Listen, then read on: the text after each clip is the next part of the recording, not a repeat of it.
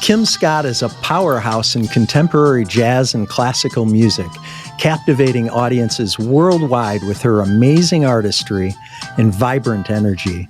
A #1 Billboard-charting flutist, Kim has released 5 acclaimed albums, including her 2022 hit, Shine.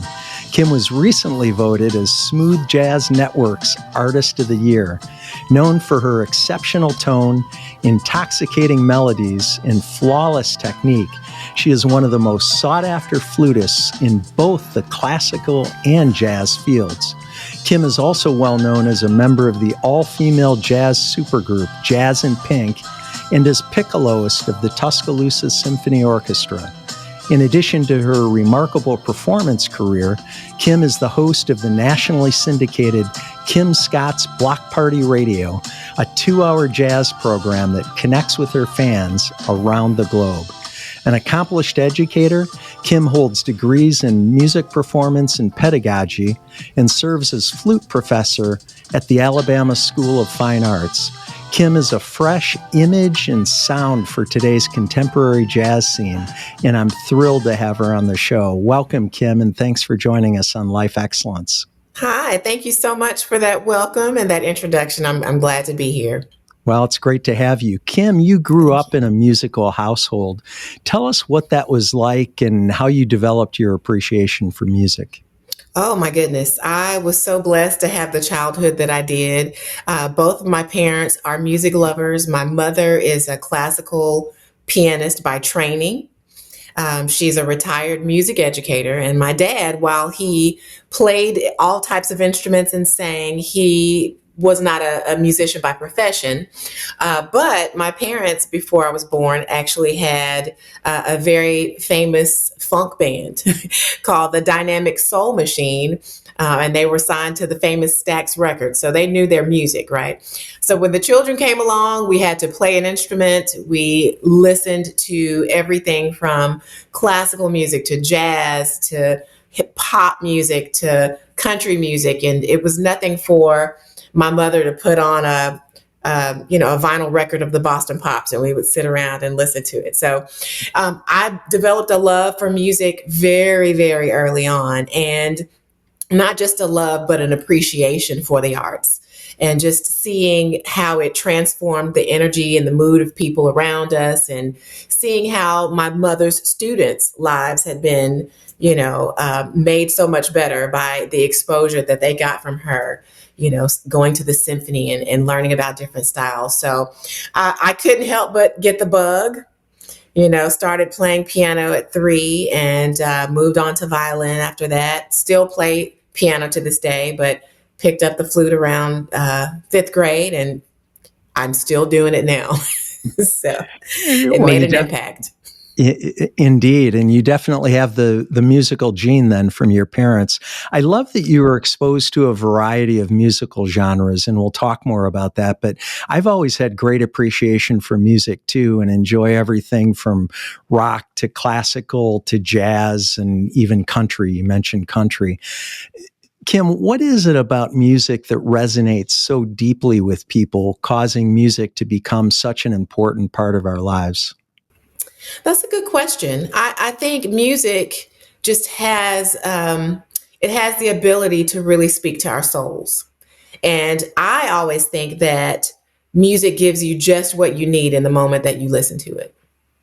Good music does. So it's transformative. If you're having a bad day, the first thing most people will do is maybe pick up the phone and call a friend, but they're going to put on some good music that elevates their mood. So I just think, it's one of those, gifts from God that just really transforms us. And it's universal. It doesn't even matter if it's a vocal piece, what language it's in, because it's all about the harmonies or the melodies or the rhythm that really, sinks into us and, really does a working, on our souls. I love the way you describe it. And you're right. I was going to say that it is universal. It's international. No matter where you go in the world, people respond to music. And there are lots and lots of different kinds of music way beyond just the ones that we've talked about and the ones that we're used to. But you're right; it does have that that universal impact. You mentioned that you started out with the piano and played the violin, and that in fifth grade you started playing the flute. What was it that caused that instrument to be the one that you would eventually build a career around? I truly believe that, like I said, music speaks to your soul. I think certain instruments speak to individuals. And while I love the piano and I love the violin, when I played the flute, when I heard it for the first time, it was just something so pure and so innocent about the sound. And it was so I don't know. It was just something about it that I gravitated to more so than going to the trumpet or the tuba or the oboe. And I was young as well, so seeing it, it's petite, it's shiny, it's not heavy. All of those things to a fifth grader are appealing. But because I was exposed to orchestral music, I knew what the instrument sounded like, and it was just something so serene. I didn't know the versatility of the instrument until much later. But yeah, I think just the sound of it, the purity of it is what really made me gravitate to it.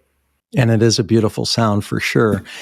Kim, I'm certainly not a music expert by any stretch of the imagination, but I have to tell you, when I think of jazz, the first artists that come to mind for me are saxophone players like John Coltrane or Sonny Rollins, or maybe a trumpet player like Miles Davis or Dizzy Gillespie, or even you started playing the piano, even a piano player like Herbie Hancock or Keith Jarrett. And by the way, the first concert I ever attended was Herbie Hancock when I was 11 years old. Oh, nice. A very long time ago.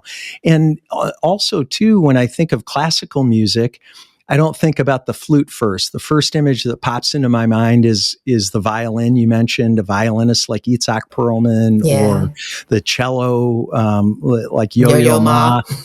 And yet I will say that when I listen to your music, I'm absolutely mesmerized. And you're right about the flute sound. One thing that I really think about flute sound is that it's unique. So to me, it stands out just like the oboe stands out. So when you hear the flute, you don't have to wonder whether it's a violin or a viola or maybe a cello, depending on the sound.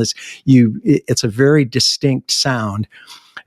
So let me ask you, why doesn't the flute get more notoriety? Is it because there are relatively few flutists, especially playing jazz, or is it something else? It's a little bit of all that. I mean, you're right. In the jazz genre, it's either saxophone or guitar or piano. The flutists in the jazz genre have been around for a very long time, but there were few of them. You think of Jethro Tull, although he's a little more, a little less jazz, but still a little more avant-garde. Hubert Laws, Dave Valentine, Yusef Lateef, all those guys have been out there for a long time, but they were so few of them. And when you are, 5 flutists to 500 saxophone players out there, it is hard to get a little bit more visibility.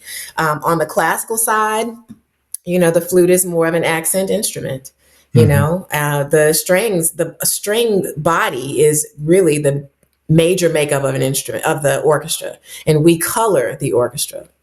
Right now, I think that the flute is really starting to make a name for itself in jazz, because there are a couple of us, at least 3 that I know of, who are actually actively making records and actively being on stages across the world. So I'm excited that, we've done a good job or are doing a good job to be the face of the flute and make it more in the forefront. But it's still a big challenge because there just aren't a lot of us. So we have to almost work as hard as or more hard or harder than some of the other instrumentalists to be seen, to be recognized, and to command, some attention. Yes. Well, and you certainly are commanding attention. As you know, Kim, a musician typically picks a single genre and then sticks with it. One exception today that I can think of might be crossing over from country into rock or vice versa. There's a lot of that, and maybe there are other exceptions too. And yet you excel in both jazz and classical music. How did your journey as a flutist evolve to encompass both genres rather than just focusing on one or the other? It's a good question because as long as I can remember, all I wanted to do was be a classical flute soloist. Mm. Like that, I wanted to play in the symphony and travel the world playing recitals. And that was my trajectory for years. And all of my degrees are in classical flute. I have always loved jazz, but never until 2010 did I say, oh, I wonder what the flute, what I would sound like if I played in another genre. Interestingly enough, I was a teacher at that time in the classroom, and teachers have summers off. So 2010, I decided I wanted to kind of reinvent what I was doing. I wasn't hearing enough jazz flute on the radio, on the jazz station in our city. And I was trying to figure out why. I couldn't figure out because the flutists out there were phenomenal. Why are we not hearing these pieces? And then I started thinking, well, maybe the world is looking for some flute music that is of the time. Like maybe it needs to be a little more urban or a little more contemporary, or maybe there needs to be a new sound, than the traditional jazz flute that was out there. Because a lot of the flutes were doublers, and a lot of them were just jazz players. So there's a difference between classical technique and classical tone on an instrument versus jazz. So I thought, ooh, maybe I use what I've gained through my years of classical training, all the great ear training I've had and the ability to improvise that I developed through my training, and just put that over into this jazz idiom, and learn the voicing and learn the articulations of jazz and learn to have that swag that, jazz musicians have. And I took that whole summer just figuring out how I could create a space in my own way that molded the two together. And by the end of that summer, I came up with what I felt like was my own vibe. And that's when I started saying, oh, well, maybe I should, try to get out there and play a little bit and let people hear me. And interestingly enough, I played my first ever jazz festival. Funny story. I was playing it with a classical group. I had my harpist. I was in a harp and flute duo at the time. And I said, we're going to do a jazz festival. We need a bass player and a drummer. So we put this group together and we played some standards, just regular jazz standards, because we didn't really have repertoire. Mm-hmm. But I said, we each need to do one outside of the box number. So the harpist chose her song, and I chose a number by Beyonce. So here I am, a flutist, right? I'm a classical flutist trying to do a jazzy spin on a pop tune, an R&B pop tune. But ironically, it went over so well that the headliner of that show, of the jazz festival, found out where I was and found out my contact information and said, I want you to start opening for me and I want to mentor you because this is what you should be doing. Oh, wow. Yeah. So that gave me the fuel and some of the training that I needed, or the mentoring that I needed, to see what it's like to get into this idiom. And I never looked back. And that's one thing I pride myself on right now, is being an authentic voice in this space, because I didn't want to sound like every other flutist in the jazz genre. I didn't want to sound like a classical flutist trying to play jazz, so I really took some time to figure that out, to really study jazz and meld my two passions. And you've clearly done that. It surprises me when you said that you didn't start playing jazz until 2010, and the way you describe it, the combination, you said it much better than this, but basically combining your classical talents and learning jazz and having the integration of both of those, making you unique.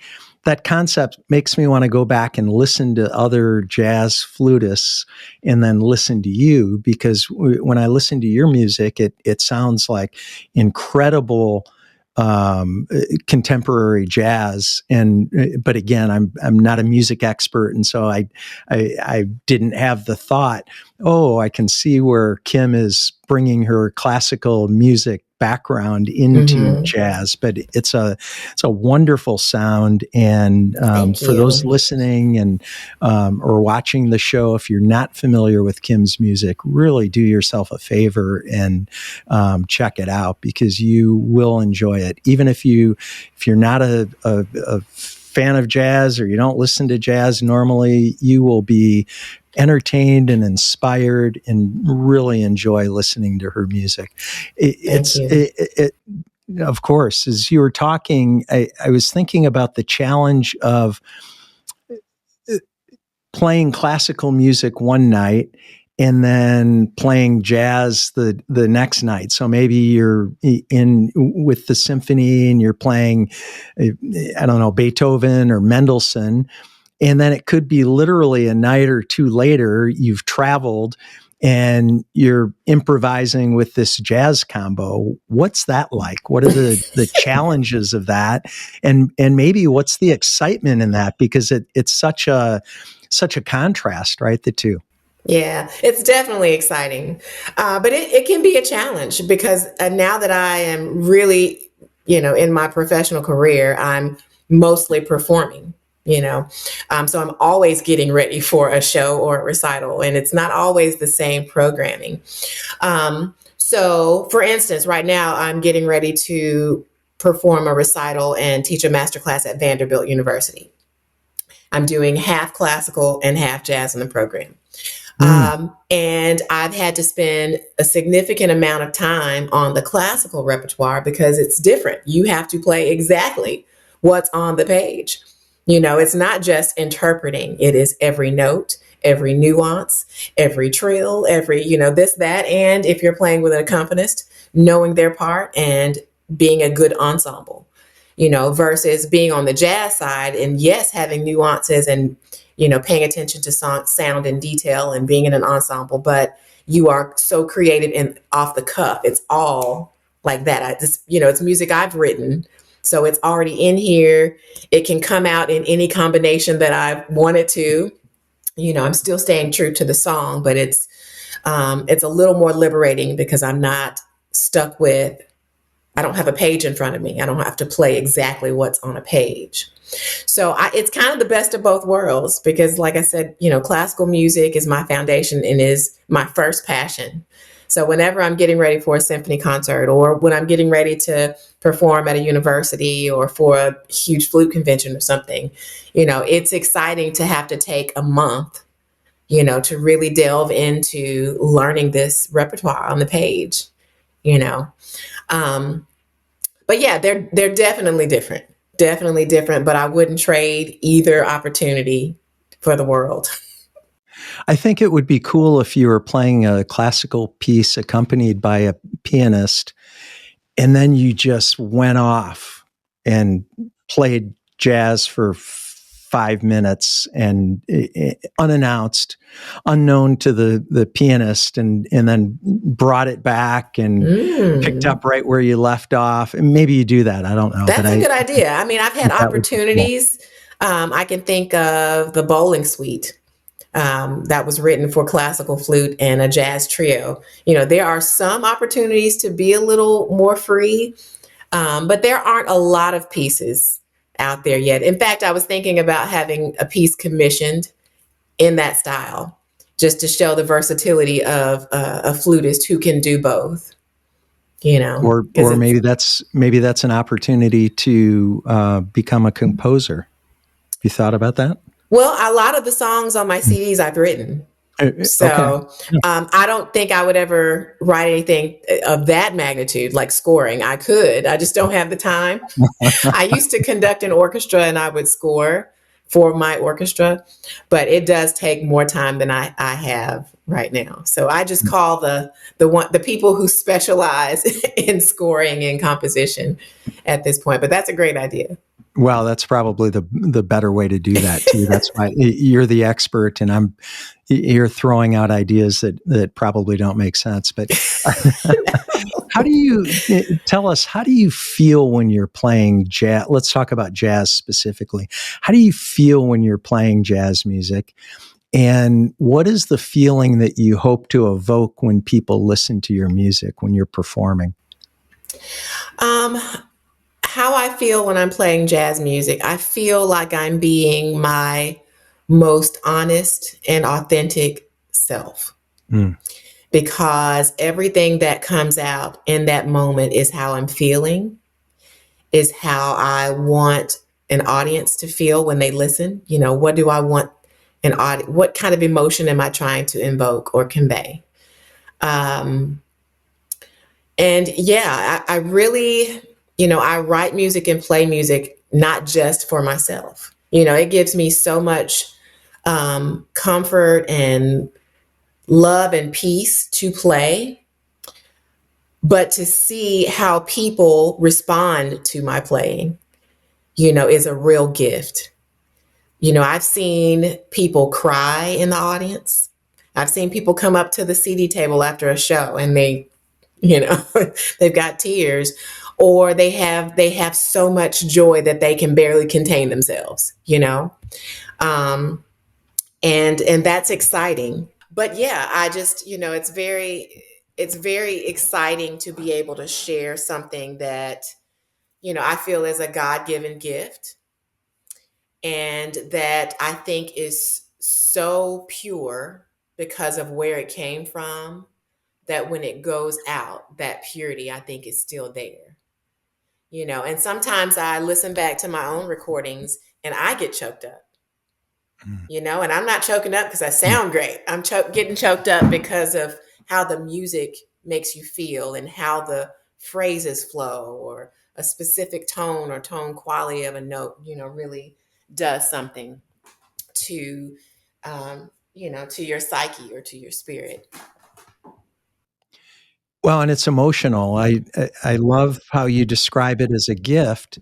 And the gift that you were describing was the gift that you receive when you're on stage, seeing how your audience is reacting. And one thing to remember is they're receiving a gift, and so their emotional reaction to that is based on the gift that you're providing them. So I love that concept of the gift. Kim, let me ask you what it takes to achieve at the level you have in music, with 5 albums, multiple number one hits on the Billboard chart. I played instruments growing up a little bit. I started with the French horn. I played the saxophone, and was even decent. I played in the jazz band up through college. But the thought never occurred to me that I would play professionally. What did it take for you growing up? And what is still required of you to be among the best in your field? Is it strictly talent, or is there more to it than that? Oh, there's much more. Talent to me is only a small part of it. The talent portion you start to cultivate over time, and that's something that you never lose sight of, because you always want to be a learner. Like, there is not a day that I'm not going to practice. I'm always striving to keep up that skill and to strengthen it and get better every day. I don't ever wake up and go, I've arrived, you know. Um, and but as I've matured in the business, even, I think it's a combination of talent and business savvy, because you know you're not only the musician, you are marketing yourself. You're helping to come up with this brand, and now I'm with a record label and I have publicists and all that, but still I have to be mindful that I'm the brand, and I have to know what is a good product, you know, what is worth investing in, and worth investing what's worth investing in is someone who continues to learn, continues to strive to be better the next day than they were the day of. Um, and I've learned that, I've got to learn about the business as it evolves year to year. It's never the same. How you make a record this year is not how you made a record 6 years ago. How Mm. you market a record right now is not how you would market it 6 years ago, especially with technology. Um, so yeah, it's how, you have to constantly ask yourself, how do I want to show up in the world and stay relevant? It's interesting that you talk about the business side of it, and it totally makes sense. There are probably, well, there certainly are many, many, many more talented musicians who aren't commercially successful than are the ones who are commercially successful. And you mentioned that you're going to Vanderbilt next week. And so in Nashville, you see, if you stay there for any length of time, hundreds and hundreds and hundreds of those people, right? Trying to break into the business, extremely talented people, maybe people who are more talented than the people who are selling out stadiums or arenas.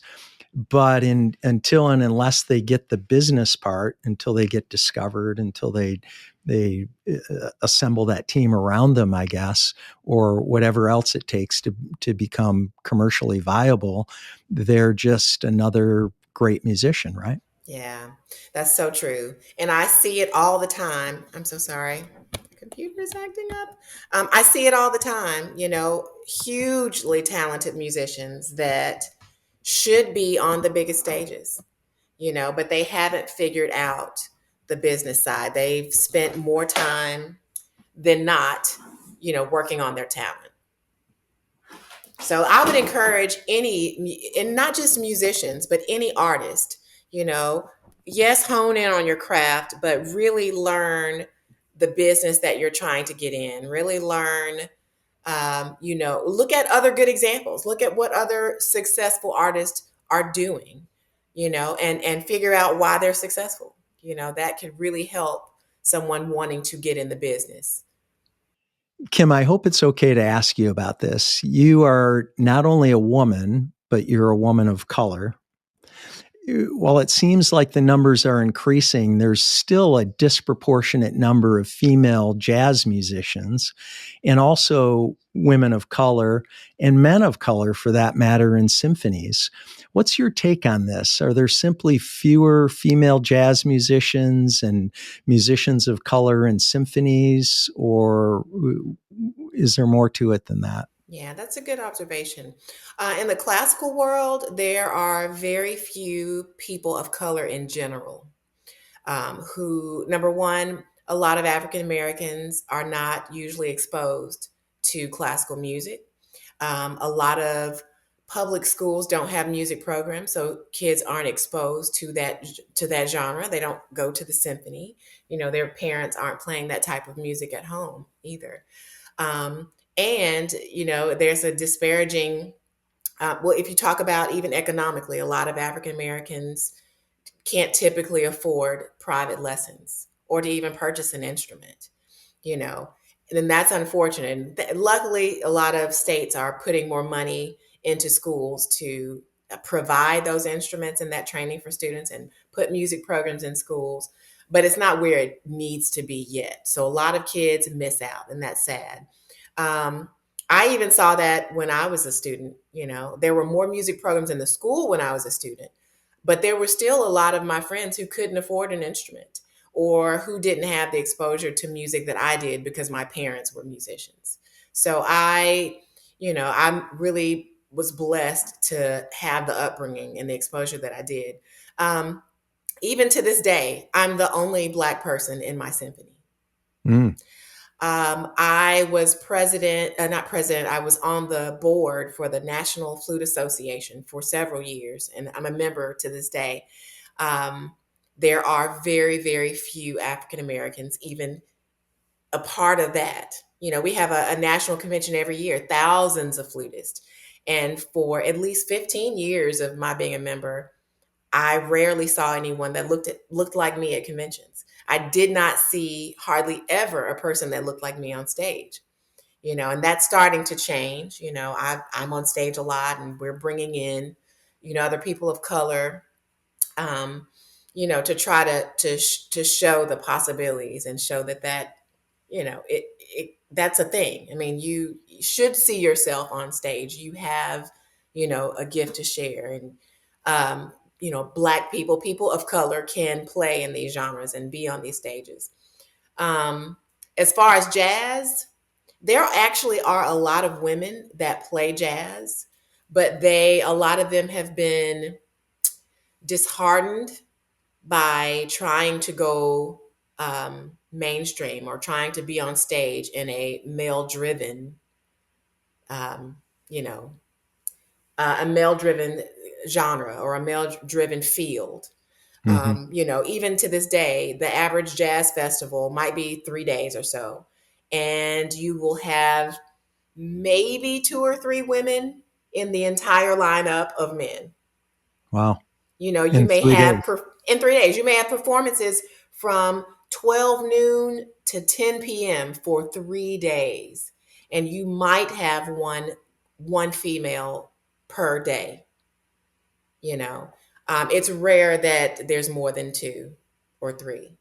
Um, I can remember maybe 2 or 3 years ago, I was on a stage, I was getting ready to perform, and I passed another female artist, and we stopped and had a moment. High We were like, five. you just high five. We don't see this. We don't know when we'll ever see this again. We had to celebrate that moment. But it's getting better. It's getting Yeah. better, with bands like Jazz and Pink that really puts women at the forefront and lets people see, hey, we're doing this and we're doing it at a high level. You know, that helps. And I think promoters are starting to see the disparities too, and they're trying to do something about it. So I appreciate that. Is that something you think about, or are you just so used to it that it doesn't really enter your consciousness much? And if you do think about it, how does it drive you not only as a musician but also as a teacher? And we'll talk more about you as a teacher rather than as a performer. That's a good question. I think it drives me all the time. Every time I play a symphony concert, and I've been playing with the symphony since about 2008 or 9. Every time I sit in that orchestra and I look around, every now and then there may be one or two additional people of color that were brought in for, the show. But I'm always looking around like, wow, while it can be sad at one turn, it's very inspirational in another because I can be that example. Yes. you know and on the jazz side it's the same thing. I get to be, I hate to say, the poster child, but I get to be the person that other young women or people of color look at and go, she did it, maybe I can too. I see myself on that stage, and I've looked out a couple of many times and seen young black girls, little black girls, looking at me like, you know, I could probably do this. She looks like me. And Yes. I even have a picture on my Facebook page that somebody sent me at one of my shows, from one of my shows. There was a little girl, she was probably maybe 4 or 5, but she went up to the front of the stage and she found something to be able to mimic playing the flute. And you see her in front of the stage and her eyes are closed and she's bent over and she is, she embodied that, and just to be that type of example, is a blessing. And I'm that way with my students, because most of my students are not of color. But when I get students of color, especially, I tell them all the time, it may seem that I'm a rare breed, but not really. I'm just that kid that said, I want to do this. I can do this. And I made it happen. And you can too. Are there programs either as part of the school system or maybe originating from symphonies, and I should know more about this. So I'm up in Detroit, and we have a wonderful symphony, the Detroit Symphony Orchestra. We're also obviously in an urban area where probably some of the dynamics that you discussed are at play, where kids don't have access to the music. They're not. Maybe they're not exposed to classical music as much as kids really it's urban versus suburban. I think just sticking with that Yeah. that distinction. There's definitely a difference in exposure to, we'll just say classical, but also the affordability of instruments and that sort of thing. And I don't know what we do in Detroit, if the Detroit Public Schools has programs or has a partnership with the DSO. Do you know about that generally, or maybe specifically in Alabama where you live? Yeah. So the Alabama Symphony here does have an Alabama Youth Symphony, and they have a program, outreach program, where I don't think they go into the schools anymore. They used to, but they would often provide free lessons, free ensemble experience for students. Um, but it's been some years since I think they've gone into the schools. I'm not sure why that ended. Maybe it was a funding issue. Um, but I think that orchestras are trying to bring that back, but it's just challenging because orchestras themselves are trying to stay existing, you know? Sure. They are losing funding just to operate. So adding another component, whether it's as important as outreach, or not, is a challenge for them. But almost every orchestra, professional orchestra, has an outreach component where even if they can't go into the schools and provide training, they are doing in-reach. So they're bringing students in for a free concert.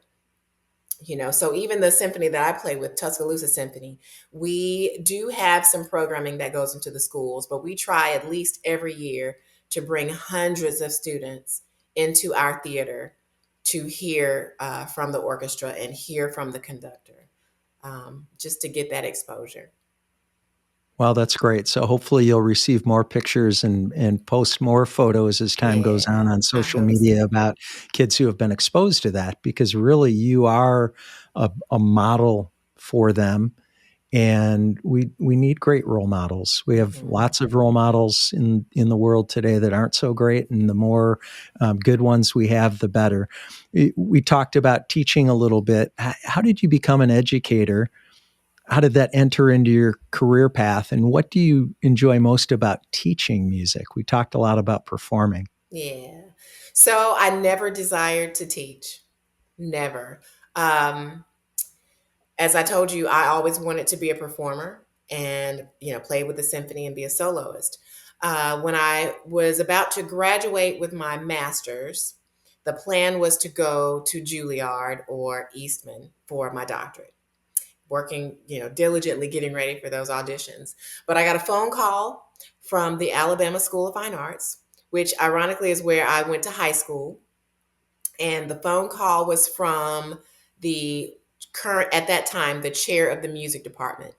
And I had not talked to him in years. My goodness, probably since I graduated.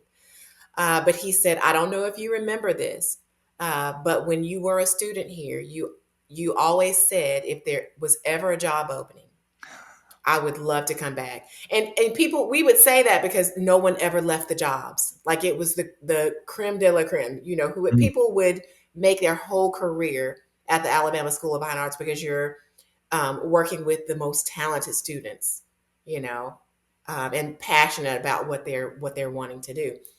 So he said, we have a spot for a flute instructor, but they also need to be able to conduct an orchestra and teach music theory and maybe, play piano for the choir sometimes.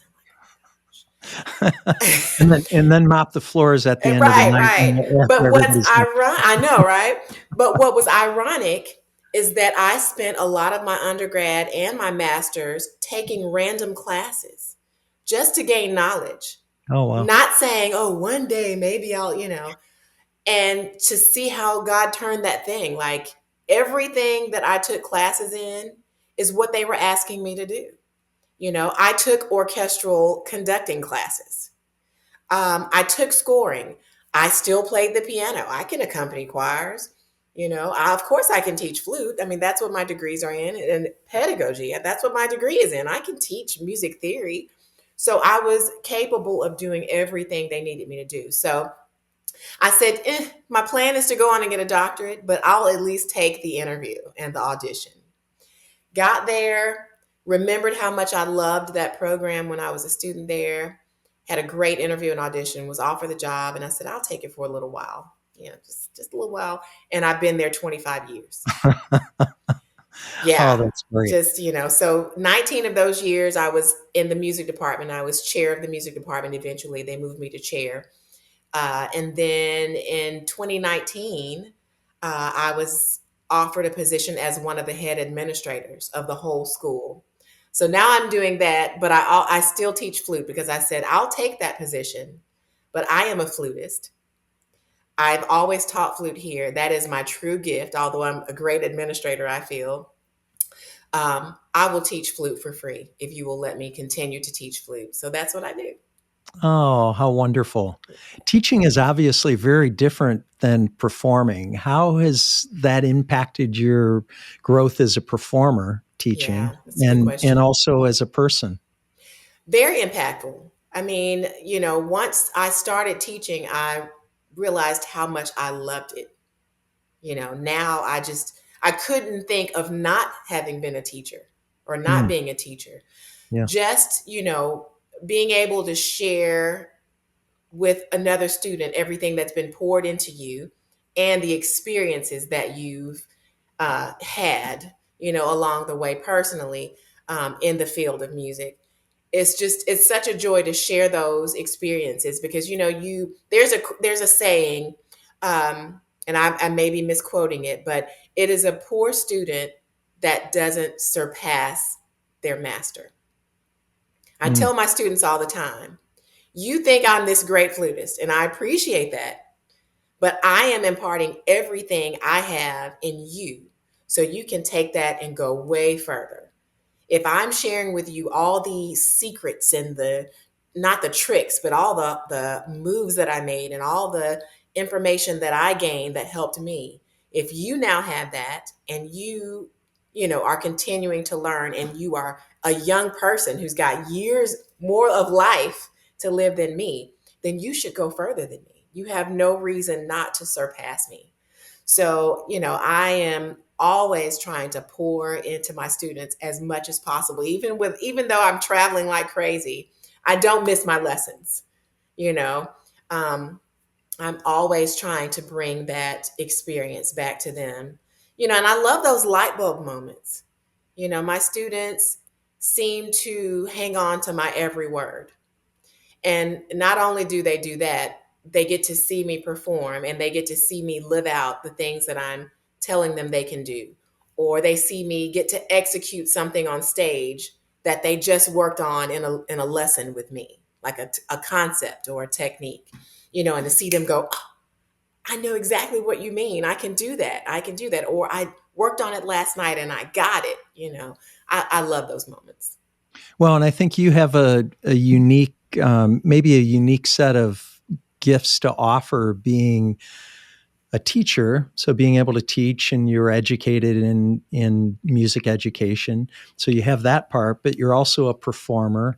You're also a recording artist. And so what you're showing, I think, you have the ability for your students to see different directions that they can go in their lives and in their career. So there are lots of opportunities in music, Lots of and opportunity. and I don't think everybody wants to be a performer. So you have pe- students. I'm guessing. I don't know this for sure, but I imagine you have students who want to teach. They know that they've been uniquely gifted to be teachers, and so they want to be music educators. Others, maybe they want to perform, but like we were talking about the musicians in Nashville, all of them want to perform, and the only thing that they want to do more than performing music is eating and having a roof over their head. And so sometimes they're forced to go down paths maybe that they hadn't planned. And so again, you show them that there are lots of different ways that you can earn livelihood in the music business. And I think you're uniquely equipped to do that. Maybe there are other teachers that do all of those things too, but I'm sure there are some teachers who just teach, and that's great too. Mm-hmm. I appreciate that. Thank you. Yeah, I really try to let students know that they have options. Like you said, you don't have to just be a performer or a teacher. You could do a combination of things, but my job is to help you find out where your most authentic self lies and where your true gifts are and how to bring those together.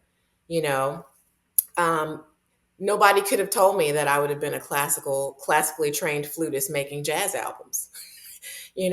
So in fact, there is a workshop that I do at some conventions or colleges, and it is for the purpose of showing young musicians how to find their path, like how to think outside of the box and use the gifts that you have personally to craft your career, because it doesn't have to be what you see. I didn't see any classical flutists playing jazz and doing, urban jazz or contemporary jazz. That was just something that I felt like, ooh, I think I could do this and make it sound cool. And it just kind of clicked. But you think of groups like, let's see, there's a violin hip hop duo. And their name just escaped me. It'll come to me in a moment. But they are classically trained violinist and violist, and they now play hip hop violin, and they Oh, wow. blend it with classical music, and they are selling out. They're called the Black Violin. Okay. They are selling out major arenas around the entire world. And there was nobody doing that. But that was two of their passions. They love hip hop with the beats and the rhythms, but they had this great dexterity and, technical facility on their instruments. So they blended that, and people are going insane, you know? There's Hauser on cello, if you're familiar with him. I'm not sure if he's Australian, but he's doing like rock and roll cello, but he's classically trained. So he mixes all of that classical, playing with that and selling out arenas, So you have to kind of find your lane and find where you are really good at and what you're really passionate about, and that's where people will find the most success.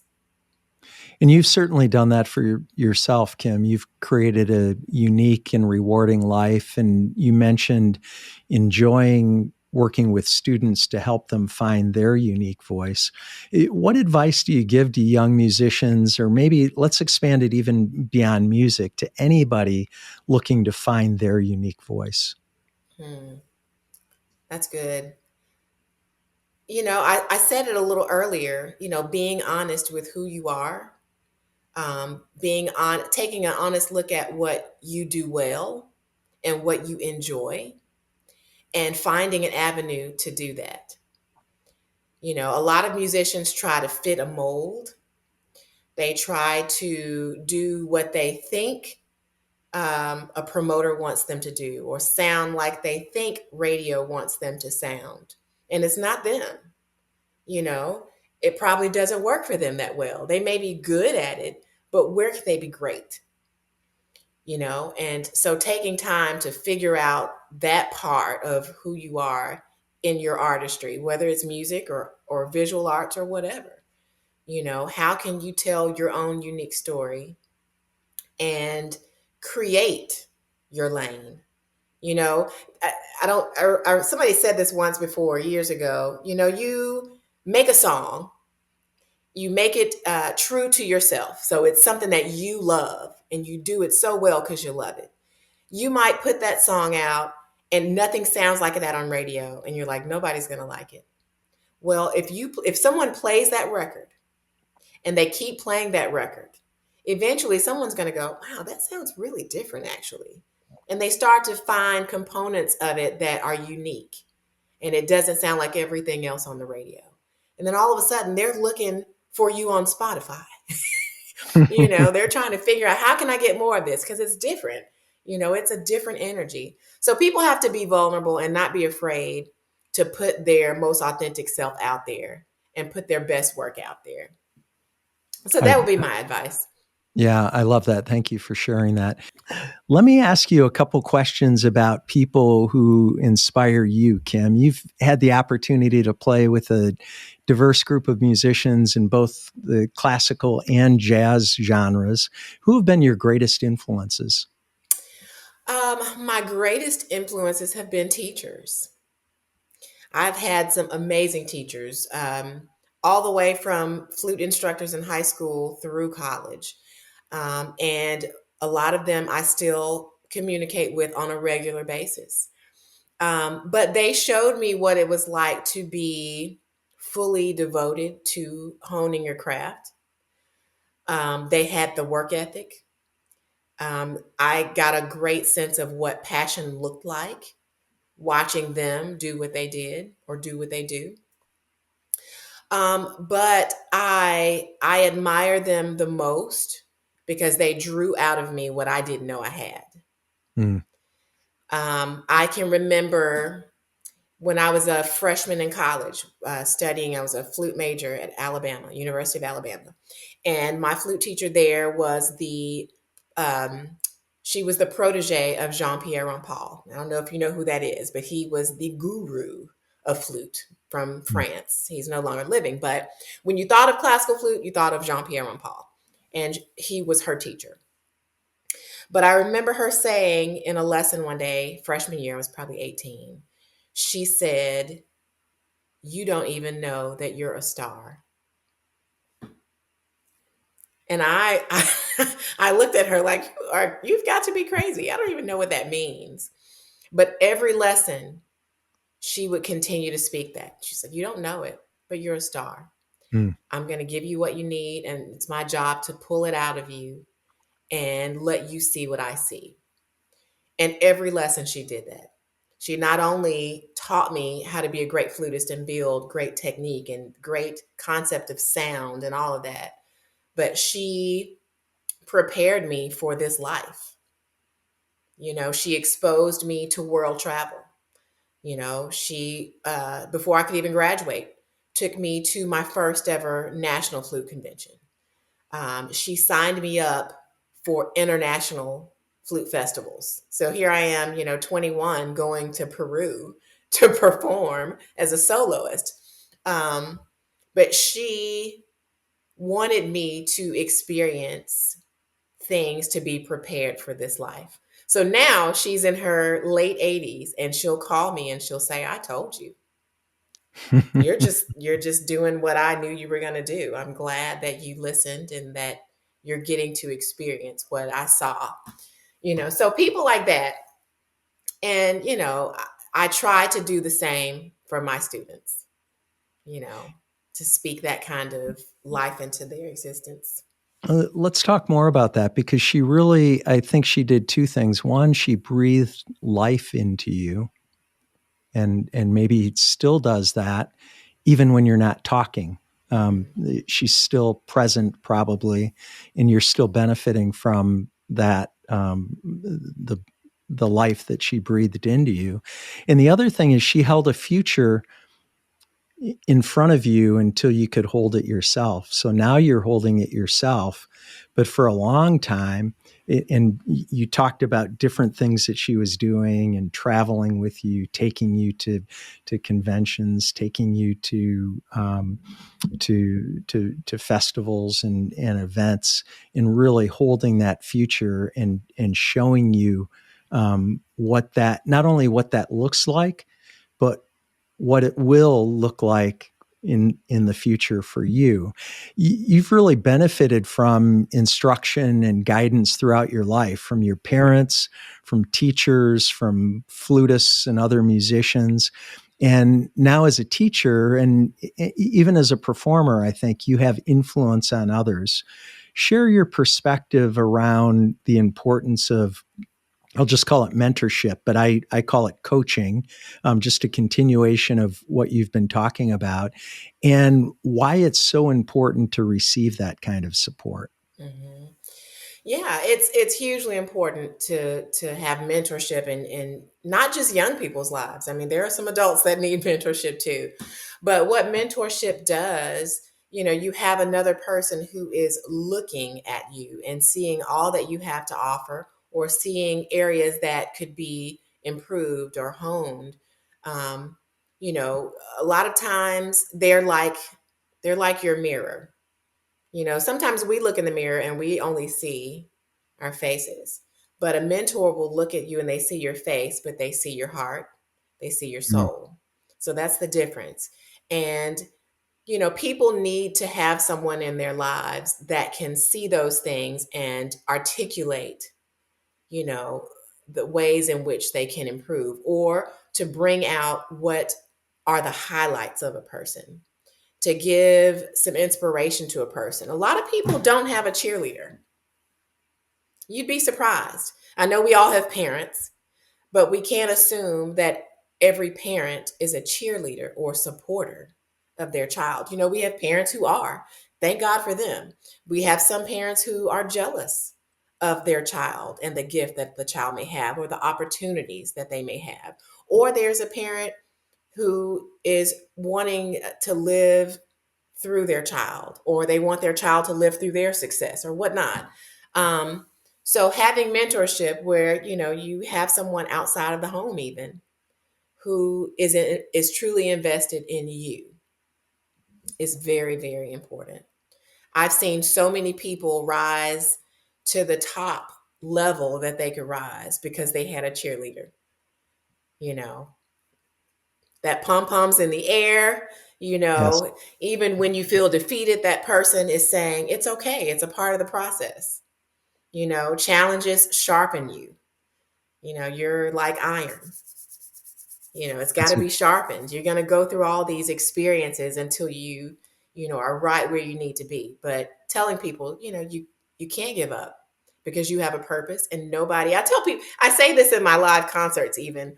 I tell people, I say, you have to be confident. And when people tell you that you can do it, you have to believe that you can do it. And you have to say to yourself, no one can do it like I can do it, because you are a unique being. Somebody could probably do the same thing, but can they do it like you? Or give us a special something to it that only you have. So finding moments to mentor people and finding those gems about them to share with them, is really important. I totally agree. I love that. There's so much packed into that. And I'm going to go back and listen to that part over and over again. And I really appreciate that, Kim. Kim, as you know, our show is called Life Excellence. And I wonder, what does excellence mean to you? Ooh, excellence to me. Excellence to me is continuing to be open to learning and executing at a high level. That's what I would say. I love it. What do you think is the greatest lesson music can teach us about life?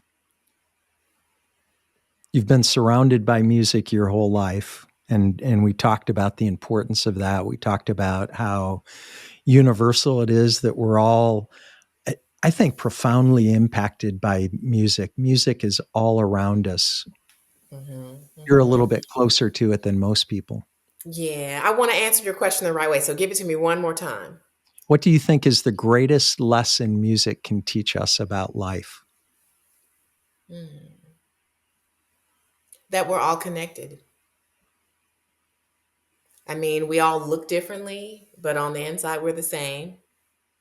Music affects us all, no matter the genre, no matter the style, no matter the language. As I said earlier, it pierces all of our souls, you know, and it's the purest form of expression, I think. Um, and on a different spin, I think music can teach us discipline, whether we are musicians or not. We have a respect for people who play instruments because we know, oh, they probably put some time into that. But thinking about how much time and how much dedication, takes a real strong work ethic. So I think people, whether they have processed and really thought that through, I think ultimately people have a respect for that. I think certainly people who think about it do, and probably music is one of those things that we probably take for granted a lot, right? We don't really think Mm-hmm. about what did it take. So I was listening to Shine before the show, and I was enjoying it. I was enthralled by it. It was Thank you. really, really wonderful and felt so good. It was the perfect preparation, especially for this wonderful conversation with you.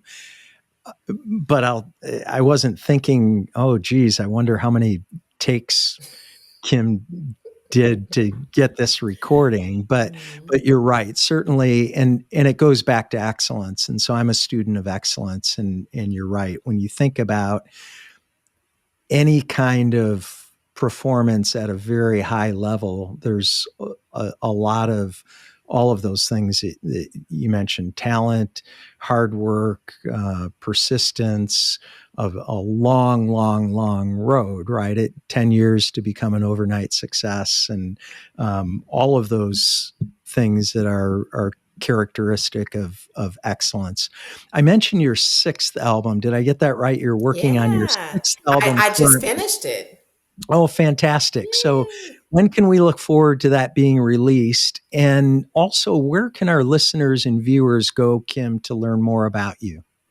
So thank you. The sixth album is called Living It Up, and it comes out February 28th. So I'm really excited about that. 3 singles have been released from that project so far. Freedom is the most recent single that is out now. I'm really excited about it. Like Butter's on there, Magic City Streets is on there. But I'm excited. So many great songs on the project. So listen out for that. People can visit my website to learn more about me. It's kimscottmusic.com. I am everywhere on social media, from Facebook, Instagram, TikTok, X, you name it. I could throw out a bunch of handles, but people will probably forget. So the easiest thing, on my website, all of my handles are there. So you can just go and click on one by one and hit follow. But Fantastic. my tour schedule's on the website, bio is on there, all the music. If people want to purchase from Apple Music or Spotify or anything like that, all the links are there. I appreciate you sharing that, and we'll definitely share your social media handles in the show notes as well. Thank you so much for being on the show. It's wonderful to meet you, Kim, and I'm so grateful for our conversation today. I really appreciate it. Thank you. I'm grateful for it too. I've had a lot of fun. It's been nice to meet you and have this great discussion. So thank you for having me. It's my pleasure. Thanks for tuning into Life Excellence. Please support the show by subscribing, sharing it with others, posting about today's show with classical and jazz sensation Kim Scott on social media, and leaving a rating and review. You can also learn more about me at brianbartes.com. Until next time, dream big dreams and make each day your masterpiece.